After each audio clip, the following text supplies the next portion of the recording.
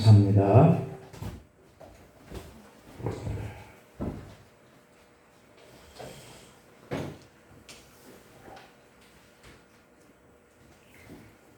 오늘은 6.25 사변주일 기념 주일로 우리가 예배를 드리게 되겠습니다. 1950년 6월 25일이니까 지금부터 72년 전에 6.25 사변이 한국 한반도에 발발을 했습니다. 6.25 전쟁 배경과 그 원인을 먼저 한번 살펴보면 제2차 세계대전 후 미국과 소련의 냉전이 심화되던 그런 때였습니다. 따라서 우리 한반도도 1945년 광복과 동시에 북이 38도선을 경계로 해서 남북이 분단이 되어서 서로 대립을 하기 시작했습니다. 1948년 정부 수립 이후에도 이 좌우의 첨예한 대립으로 남한 사회가 굉장히 불안정한 때를 보내고 있었던 때였습니다. 6.25 전쟁이라고 하는 것은 이러한 남한의 그 정세와 그리고 이 스탈린의 세계 공산화 그 전략 이것이 맞물리면서 모택동의 전쟁 지원 약속 이런 것들에 의해서 고무된 이 김일성의 무력 적화 통일 야율에서 비롯된 이 기습 남침으로 이 전쟁이 발발을 하게 된 겁니다. 여러분, 그 전쟁의 결과라고 하는 것은 너무도 참혹했다는 사실을 우리 남한 사람들은 모르는 리가 없을 거예요. 북한군 기습 남침으로 인해서 낙동강까지 후퇴가 이어졌습니다. 국군은 3일 만에 서울을 빼앗겨야만 했고요. 한국을 돕기 위해서 유엔군이 7월 1일 참전을 했지만 개전한 이 한 달여 만에 낙동강선까지 후퇴를 하게 되었다라고 하는 겁니다. 이 기간이 6월 25일부터 7월 31일 한 달 만에 낙동강까지 밀린 것이죠. 이후에 40여일 동안 8월 1일부터 9월 14일까지 낙동강 방어선을 필사적으로 이렇게 사수를 하면서 인천 상륙 작전이 펼쳐졌고, 그것을 발판으로 1950년 9월 15일에 압록강 전선까지 밀고 올라가는 이 국군과 그리고 유엔군은 9월 28일 서울을 탈환을 했고요. 그 후에 반격을 개시한 지 보름 만에 38도선을 회복을 했습니다. 그리고 10월 1일 날 38도선을 돌파한 아군은 채 한 달도 되지 않아서 압록강 인근 초산까지 진격을 했고 10월 26일 드디어 통일을 앞둔 듯 했다라고 되어 있습니다. 그래서 10월 26일 날 드디어 우리 남과 북이 통일을 이룰 수 있는 아주 절호의 기회가 오는 듯 했다는 것이죠. 하지만 중공군의 개입으로 새로운 전쟁이 시작됩니다. 국군이 압록강 초산까지 진격을 하고 있을 그 무렵에 1950년 10월 26일에 이미 25만 명의 중공군이 압록강을 건너와 있었고 국군과 유엔군 등 뒤에서 기습적으로 이렇게 그들이 다시 밀려 내려오기 시작한 것이죠. 50년 10월 25일에 시작된 이 중공군의 대규모의 그 공세는 그 다음에 51년 5월까지 5차에 걸쳐서 계속해서 공격을 해왔다 그럽니다. 국군과 유엔군은 12월 초에 중공군의 2차 공세로 인해서 12월 4일에 평양을 철수를 해야 했고 한 달 만에 다시 서울을 적에게 내어주는 1951년 일사후퇴가 바로 그 날을 말하고 있는 겁니다. 일사후퇴. 한 달 만에 다시 서울을 빼앗게만 했던 것이죠. 급기야 평택과 삼척을 연하는 37도선까지 후퇴했다가 51년 3월 15일 다시 서울을 재탈환한 이후부터 지금의 38도선 중심으로 이렇게 일진 일퇴의 공방전을 계속 벌였다라고 하는 겁니다. 그러다가 1951년 7월 10일부터 휴전협정이 이루어지기 시작했고, 동시에 휴전선 일대에서는 서로 간에 조금씩이라도 그 땅을 더 많이 차지하기 위해서 고지정탈전을 벌였는데 1953년 7월 27일까지 이 일이 반복되었다라고 하는 겁니다. 유엔군과 공산군은 1951년 7월 10일 휴전협상을 시작했지만 2년 동안 계속 이 휴전협상이 진행이 되었던 거예요. 그 기간 동안에 남북한은 더 한 치의 땅이라도 자기 것으로 차지하기 위해서 이 휴전선 일대에서 치열한 고리 싸움이 벌어졌다라고 하는 겁니다. 전쟁 개시 3년 만인 1953년 7월 27일 정전협정이 조율되면서 남과 북한은 휴전선으로 분단된 채 2022년 오늘 현재까지 진행형입니다. 6월은 그래서 잊을 수 없는 우리 대한민국의 비극의 그런 달이다라고 말할 수 있습니다. 6월 첫 주 5일에도 북한이 동해상으로 탄도미사일을 발사를 했고, 지난주 12일에는 서해안 지역에서 해상으로 방사포 5발을 쏘았다라고 되어 있습니다. 그래서 이 북한의 미사일 도발이라고 하는 것은 윤석열 정부 출범 이후에 세 번째를 맞이했고, 2022년 들어서는 벌써 19번째에 그들이 이러한 미사일 발사를 한 겁니다. 그러면 우리 정부는 어떻게 대응을 할까요?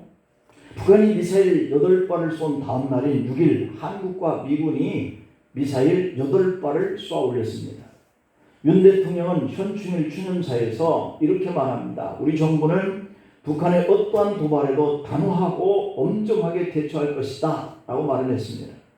이 남과 북의 무력 대응이 이렇게 서로 맞물면서 이 한반도 정세가 다시 2017년처럼 강대강이라고 하는 이 최근에 김정은이가 그 한 기념사에서 그렇게 말을 했죠. 강대강이다. 이렇게 강대강으로 접어들면서 이제 우리 한반도에 이러한 아픔이 또다시 일어날 수 있겠다라고 하는 이러한 마음들을 갖게 만드는 이런 환경들이 조성되고 있습니다. 미국 인도 태평양 사령부도 이날 위기 사태에 신속하게 대응할 수 있는 그런 능력을 보여주기 위해서 이 주한미군과 한국군이 연합 실지 사격을 훈련을 실시했다라고 말을 하고 있고요. 그리고 미사일은 항공과 해상 안전에 대해서 적절한 통치에 따라서 우리 한국 북동부에 동해로 발사를 했다라고 밝히고 있습니다. 지금 러시아와 우크라이나가 전쟁 중에 있습니다.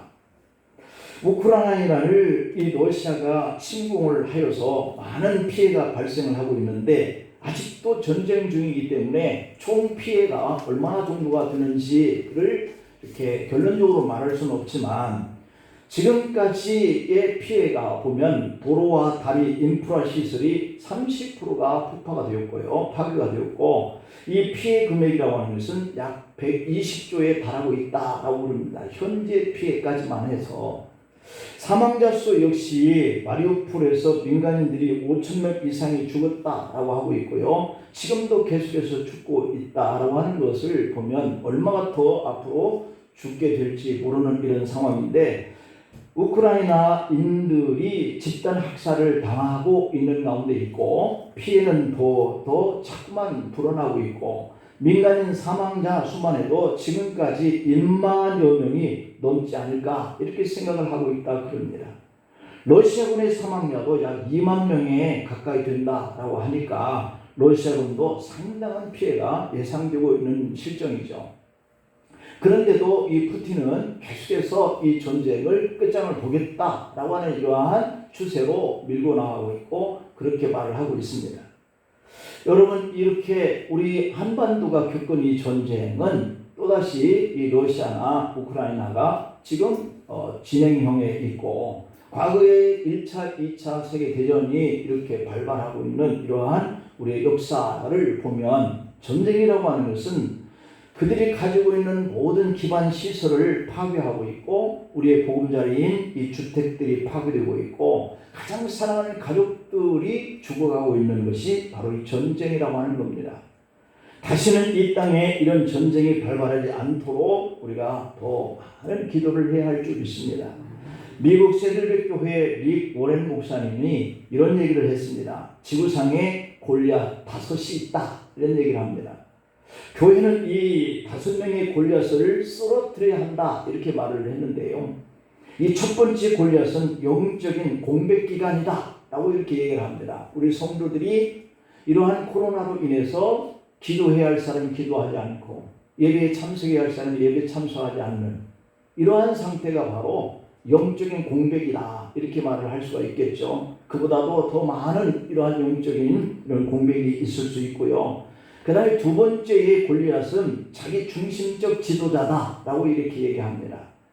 우리가 지도자로 나서면 그 지도자가 여러의 어떤 공정한 이러한 어떤 그러한 논리를 가지고 정책을 펴나가야 하는데, 자기 중심적인 그러한 생각을 가지고 지도를 해 나가기 때문에, 러시아 사람 대부분 사람들이 다 전쟁을 원치 않고 있지만 푸틴이라고 하는 한 지도자에 의해서 이렇게 전쟁을 겪고 있는 것 아니겠어요? 그런 것처럼 이 지도자의 자기 중심적 이 골리앗, 이것을 무너뜨려야 된다, 이렇게 얘기를 하고 있고요. 세 번째 골리앗은 가난이다, 이렇게 얘기합니다. 사실 우리가 믿음 생활을 이렇게 하고 있는 신앙의 열정적인 사람도 사실은 천국에 가는 그날까지는 이 땅에서 우리에게 필요한 것과 쓸 것들이 충족되어야죠. 그런데 그에게 이러한 것들이 충족되지 않아서 가난해지고 먹을거리가 없어지게 되어지면 담을 넘게 된다라고 하는 우리의 소원도 있지 않습니까? 그런 것처럼 이 가난이라고 하는 골리앗이 우리의 삶을 위협하고 있기 때문에 우리가 물리쳐야 한다, 이렇게 말하고 있는 것이죠. 그 다음에 네 번째는 병든 몸이라 그랬습니다. 아무리 열심히 하던 이러한 사람이 라 할지라도 병이 들어서 병석에 누워있으면 아무것도 할 수가 없기 때문에 우리 몸에 공격해오는 이 병, 이러한 것들을 우리가 물리쳐야 한다. 그리고 다섯 번째 골리앗은 교육 부재의 골리앗이다, 이렇게 얘기합니다. 우리가 가난한 그러한 개발도상국들의 형편들을 보면, 그들은 옛날 우리가 이 OECD의 수준에 이르기까지 우리도 가난한 때가 있었을 때 어떻게 시든지 내 자녀들은 배움의 길을 열어줘야 된다, 이런 생각을 가지고 부모님들이 많은 고통을 당하면서도 자녀들을 가르치려고 애를 썼던 것이 오늘의 우리 대한민국이 있을 수 있지 않았을까. 그런 것처럼 저 가난하고 지금도 후진국에 속하는 저 사람들은 할 수만 있다면 가르치려고 하는 이런 모습들을 우리가 가끔 매스컴을 통해서 보곤 하죠. 그래서 이 가르친다, 교육이다라고 하는 것은 우리에게 가장 필요한 수단인데, 이렇게 할 수 없는 이러한 사람들은 이러한 것이 그들에게 골리앗이다, 이렇게 할 수가 있겠죠. 자, 그런데 우리나라에도 이 5명의 골리앗이 있다라고 하는 겁니다. 저는 오늘 이 우리나라에 있는 이 골리앗 5을 우리도 생각해 보면서 그것들을 대항하면서 싸울 그러한 우리의 믿음의 힘을 가져야 되지 않을까. 오늘 사실 본문에 기록되어 있는 그 내용은 우리가 잘 아는 것처럼 다윗과 그리고 이 블레셋에서 세운 가드 사람, 이 골리앗이라고 하는 사람입니다. 그런데 이 골리앗은 사실 이스라엘에게 위협적인 존재였고, 아무도 무서워서 그를 대항해서 나가려고 하지 않는 이런 가운데 아버지의 신몸으로 자기 형제들이 잘 있는지 이것을 보기 위해서 보내져서 와 보니 현장이 그렇더라, 이 말입니다. 그 골리앗은 이스라엘 군대를 하나님의 군대를 욕하고 있고 하나님을 욕하고 있고 하는 이런 가운데 나와 대적하면 그가 나를 이기면 우리를 차지할 것이고, 그가 이 이스라엘 군을 이기면 이스라엘 자신들이 차지하겠다라고 하는 이런 엄포를 놓고 있는 가운데 다윗이 나가서 이 골리앗을 대적해서 오늘 물리치는 이런 모습을 보이고 있는 본문의 내용이죠. 우리도 이러한 골리앗을 물리칠 수 있기를 간절히 축복합니다. 이 5명의 골리앗은 우리가 쉽게 이기기 힘든 골리앗이에요. 사람들은 그 골리앗을 보고 숨으려고 하고 있고 도망치고 싶어하는 것이 바로 이 골리앗이다 라고 말할 수 있어요. 그렇게 두려운 이 골리앗이 한 명도 아니고 5이다 라고 하는 사실이죠. 그래서 이 골리앗은 무서운 위력으로 우리 각자에게 성큼성큼 다가오고 있는 이러한 세력입니다. 오늘 본문에 다윗에게 덤빌 이 골리앗은 한 명뿐이었지만 그런데 우리에게 다가오는 이 골리앗은 5명이다.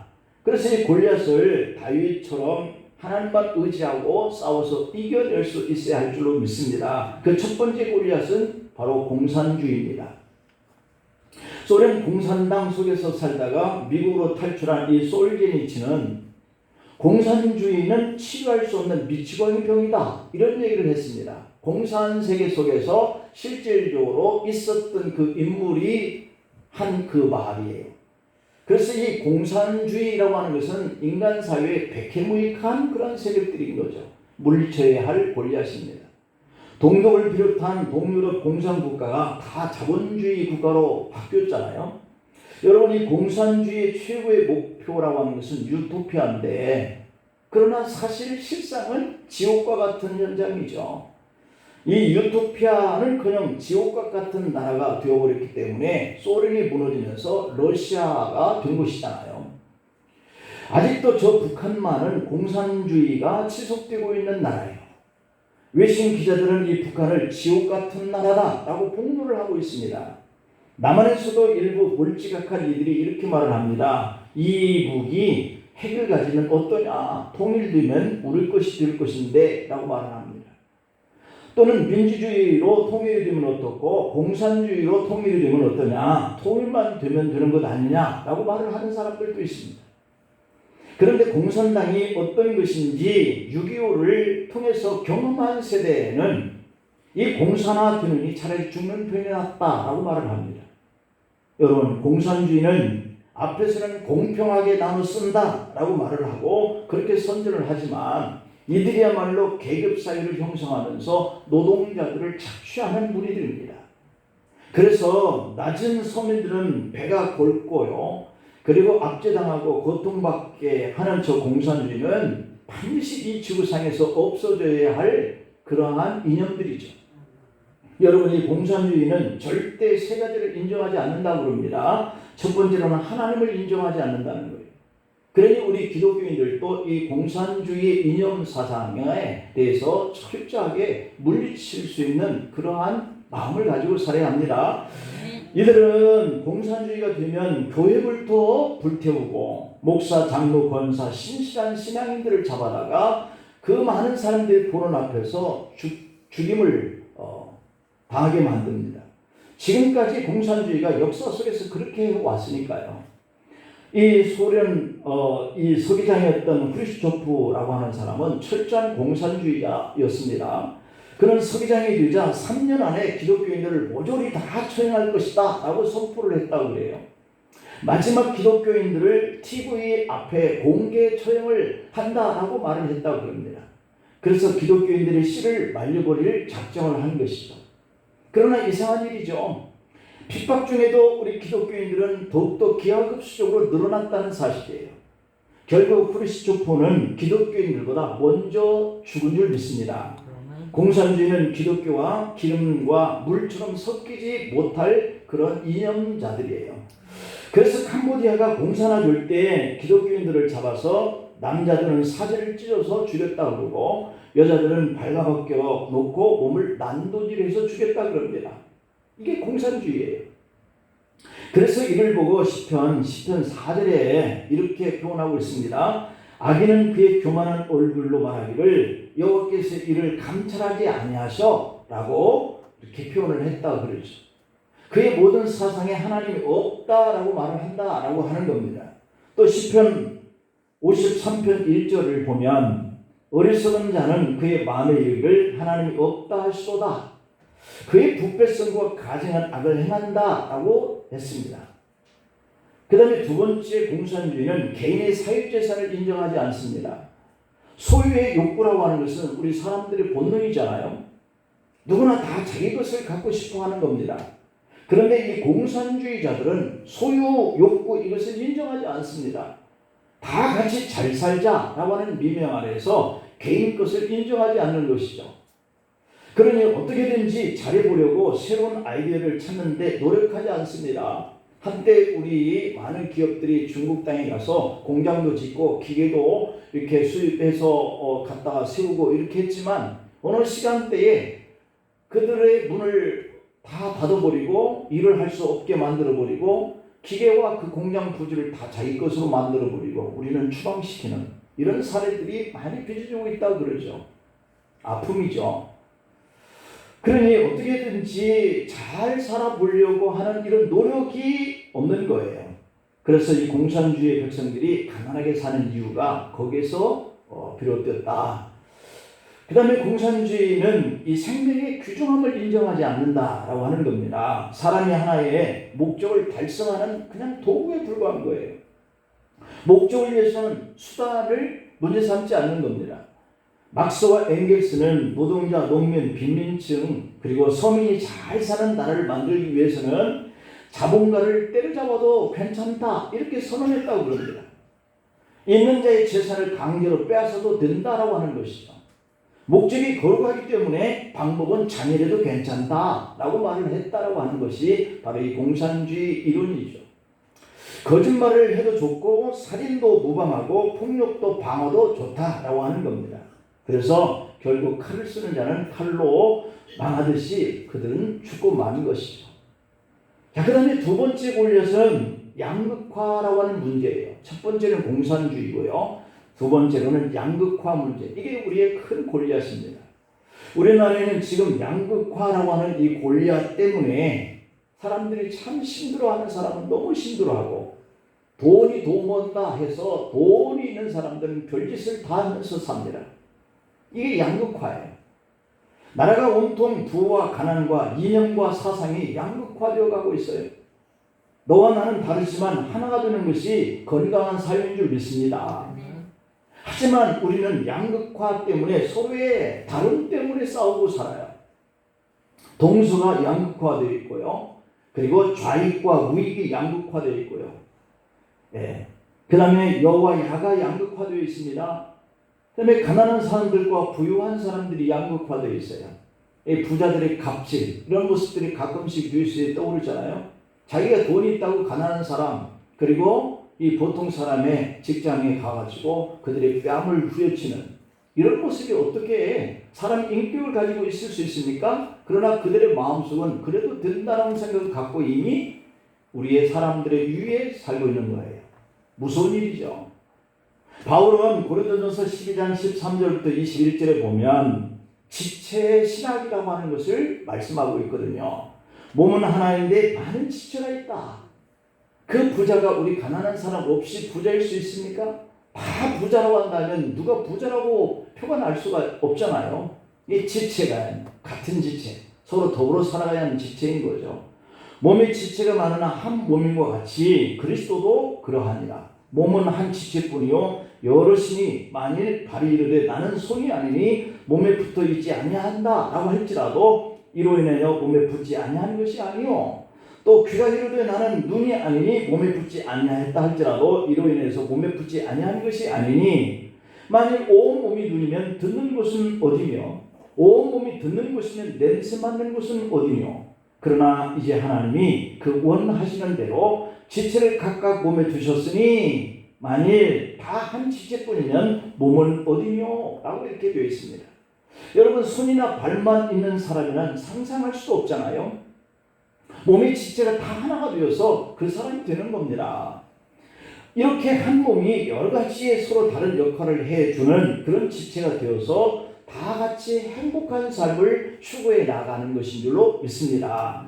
그래서 우리는 이 양극화, 이 서로 다름이라고 하는 것을 서로 인정하면서 서로 이렇게 행복한 이 일에 수고하면서 살아가야 할 그런 같은 민족인 줄 믿습니다. 그 다음에 세 번째 골리앗은요, 생명경시예요. 생명경시. 그 다음에 네 번째 골리앗은 저출산 문제입니다. 우리나라에 있는 그러한 골리앗이에요.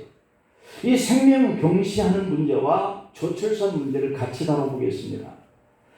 우리나라를 위협하고 있는 것은 사실 생명을 경시하는 저출산 문제인데요. 사람의 생명을 파리목수처럼 여겨서 쉽게 생명을 도태시키는 이런 일이 발생하고 있다라고 하는 거예요. 가장 심각한 생명 경시, 낙태부터 시작된다는 겁니다. 데일리안 박용숙 유래 미래포럼 대표인 이 데이빗 콜먼 옥스퍼드 연구 교수는 이런 연구 결과를 발표하면서 터키 인구 포럼에서 코리안 신드롬이라고 하는 그 신조를 만들어냈는데요.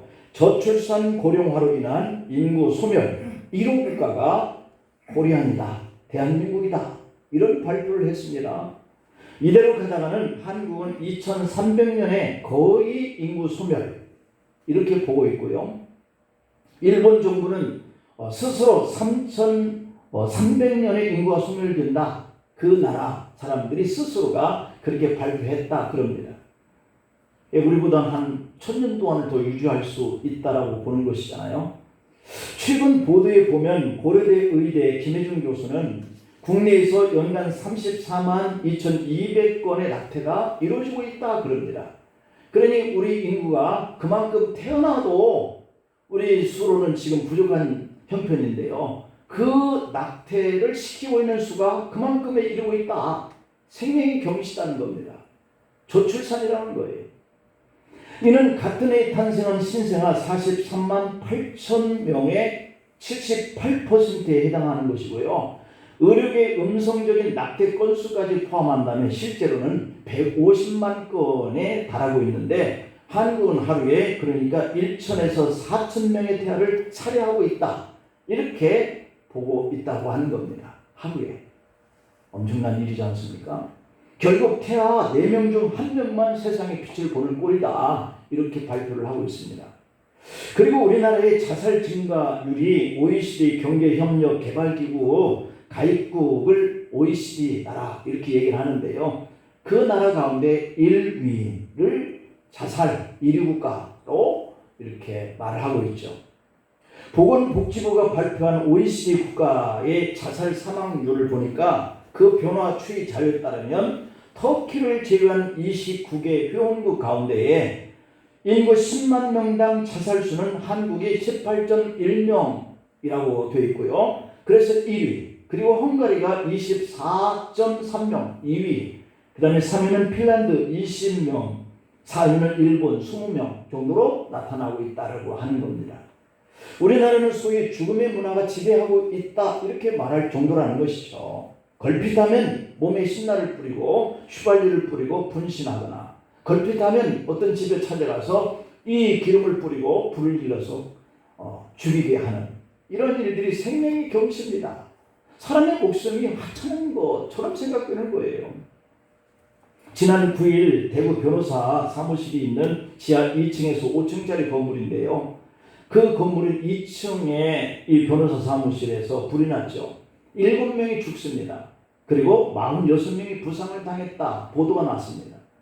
이 방화범은 천모 씨인데 재판소에서 패소한 것에 불만을 품고 상대방 변호사 사무실에 인화 물질을 들고 들어가가지고 사무실에 불을 지르고 문 밖으로 튀어나오는 이런 사람들은 칼로 찌르는, 그래서 못 나와서 오는 사람들이 이렇게 많이 죽은 거예요. 7명이나. 이유가 있습니다. 주상복합 아파트를 신축하려고 하는 시행사와 투자 약정을 하고 총 6억 8천만 원을 투자를 했는데 일부 돌려받은 돈을 뺀 나머지 투자금 5억 3천만 원 하고 지연 손해금을 달라라고 시행사와 대표이사를 소송을 했는데 이 소송이 기각당하였다는 거예요. 그것이 이 상대 변호사 때문이다 이렇게 생각을 하고 그를 죽이려고 하다가 당사자는 마침 그 사무실에 없었어요. 그 당사자는 죽지를 않은 거죠. 애매한 사람 7명과 46명이 부상을 당한 엄청난 일입니다. 자, 그런가 하면 살인사건이 난무합니다. 요즘에 500만 원 정도, 600만 원만 주면 그 사람을 죽이는 그런 청부살인까지 대행해 준다 그럽니다. 얼마나 사람의 몸의 가치가 500밖에 안 됩니까?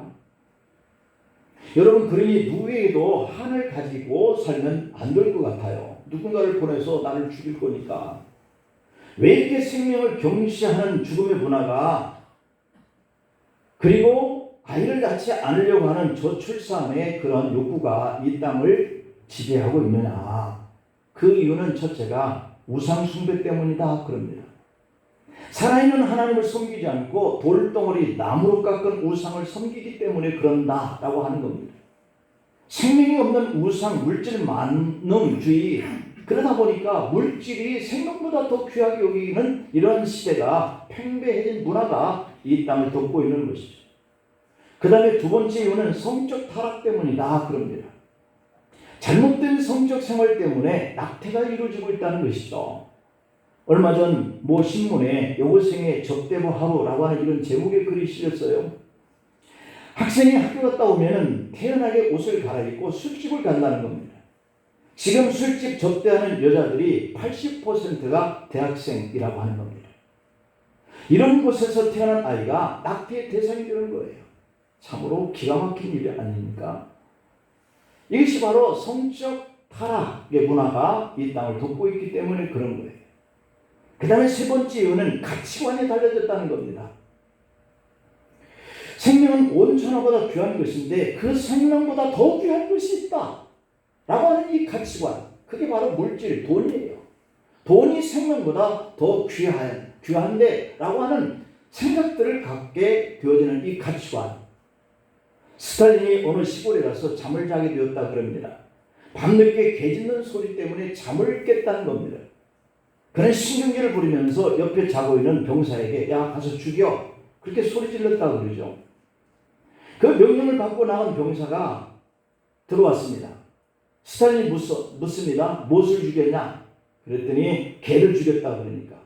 누가 개를 죽이라고 그랬느냐? 다시 소리 질렀더니 가서 개 주인을 죽였다라고 하는 것이죠. 여러분, 언젠가 기독교 방송에서 한 분은 이런 말을 하더라고요. 사람이 죽고 사는 것은 손으로 이렇게 신호 한마디면 사람을 죽인다는 겁니다. 사람이 죽고 사는 것이 어찌 이렇게 손가락으로 소리내는 것, 이건 한 가지로 사람을 죽일 수 있느냐는 말이죠. 교회 찬양계 발표 준비로 남편과 같이 교회에 와서 차를 파킹하고 아내가 먼저 내려 교회에 들어갔습니다. 남편은 주차장에 파킹하려고 차에서 막 내리려고 하는 그 순간에 강도에게 총을 맞고 중태에 빠졌습니다. 뛰어가 보니 남편은 이미 피투성이가 되어 있고 어린 아이들은 아직 차에서 내리지 않은 채 강도가 차를 몰고 가버립니다. 그 결과 병원에 실려간 남편은 죽었고 강도는 차를 가지고 가다가 어린 아이가 차 안에 있는 것을 보고 길거리에 내던져버립니다. 사람이 죽는 것이 손으로 톡 하는 것과 같고 그냥 가다가 숨을 쉬는 차에서 던져버리는 이런 시대에 우리가 살고 있는 거예요. 여러분, 생명이 붙어 있고 없고는 그냥 손가락을 한번 딱 튕기는 그 찰나에 이렇게 생명이 파리 목숨처럼 여기는 이 시대가 바로 이런 문화가 우리 인류를 지금 덮고 있다라고 하는 것이죠. 생명의 경시요 저출산의 문제. 하루속히 복음화가 되어서 우리 생명이 온 천하보다 더 귀한 것이다 라고 하는 이런 가치관을 온 국민이 가질 수 있도록 해야 이 나라가 다시 언제 우리의 인구가 다 전멸됐나 이런 얘기는 나오지 아니할 것이라는 생각이 들어요. 그 다음에 마지막 다섯 번째 골리앗, 이것은 집단 이기주의의 골리앗이 이 땅을 지배하고 있다는 겁니다. 첫 번째 골리앗은 영적인 공백과 그리고 자기중심적 가난 병든 몸 교육 부재가 닉 워렌이 말한 그런 다섯 가지의 그러한 골리앗이었다면 우리 한국을 지배하고 있는 이 골리앗은 공산주의예요. 양극화예요. 그리고 이렇게 생명을 경시하는 것과 저출산 문제, 그리고 마지막 집단 이기주의입니다. 우리나라를 괴롭히고 있는 이 다섯 번째 골리앗은 집단 투쟁이거든요. 여러분, 이 집단 이기주의가 대단히 무서운 겁니다. 자기 집단의 이익을 위해서라고 한다면 작은 손해만 있어도 뭉쳐가지고 공동체를 해하는 이런 것이 바로 집단 이기주의예요. 교회도 냉정히 보면 방송사에서 잘못된 그런 왜곡 보도만 할지라도 방송국에 뛰쳐나가서 이 현수막을 내걸고 항의하는 이런 모습을 하고 있잖아요. 집단 이기주의 하나의 모습을 우리가 기독교인이면서도 배운 겁니다. 노동자들은 기름값이 올랐다고 차들을 갓길에 세워놓거나 또 다른 차들이 영업을 할 수 없도록 방해해서 길을 막는, 이렇게 해서 자기의 어려운 문제를 해결해 가려고 하는 이런 투쟁을 벌입니다. 항만마다 수입 수출 물류 박스가 쌓여가지고 마비될 정도입니다. 사람들은 정부가 잘못하면 힘을 과시하려고 집회와 혹은 가두 시위로 항의를 합니다. 자신들의 마음이 맞지 않았다 해서 여기저기 쫓아다니면서 밤새껏 항의를 벌이기도 합니다. 공권력을 가진 자들은 힘이 있다고 사람들을 군합발로 차든지 물대포를 쏘아대던 그런 군사정권 시대도 있었습니다. 자기 기득권을 지키려고 하는 그러한 투쟁이죠. 그리고 서로는 말합니다. 어쩔 수 없었다고. 이렇게 사람들이 자기에게 오는 피해에 제각기 불만을 품고 표현하려고 하고 저항하려고 하고 뭉치고, 이런 것들은 우리가 이 땅에서 없어져야 할 그러한 다섯 번째 골리앗이라는 겁니다. 이런 일로 더 큰 피해를 보는 사람들이 생기거든요.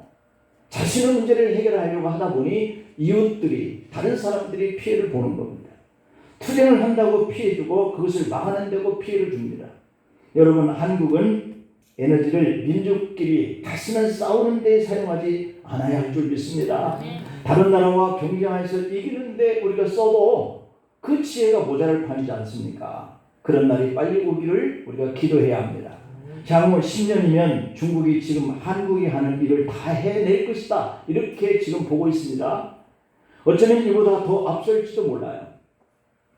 바이든이 한국에 와서 이 IT 이 기술력이 미국이 뛰어난데 그것을 만드는 공장은 대한민국이 1위다, 이렇게 얘기를 했다고 그래요. 이런 정도가 우리 대한민국인 거예요. 모든 것을 서로 마음을 같이 하고 지혜를 모으고 하나가 되면 우리 대한민국 하나님 시켜주신 나라, 이 70년 동안에 변모된 이 발전상은 세계 어디에서도 찾아볼 수 없다고 하는 이 뛰어난 인재들이 있는 한국 땅. 우리가 10년 후에 중국이 밀려서야 되겠습니까? 얼마 후에 이 나라 인구가 다 없어져서야 되겠습니까? 앞으로 중국이 일본보다 5배 정도 힘이 있는 나라가 될 것이다, 이렇게 말하는 학자들도 있습니다. 앞으로 우리나라가 살 길은 서로 싸우지 말고 이 5가지의 골리앗을 우리가 같이 마음을 합해서 물리쳐야 하고 민족의 경쟁력을 높여가야 할 줄로 믿습니다.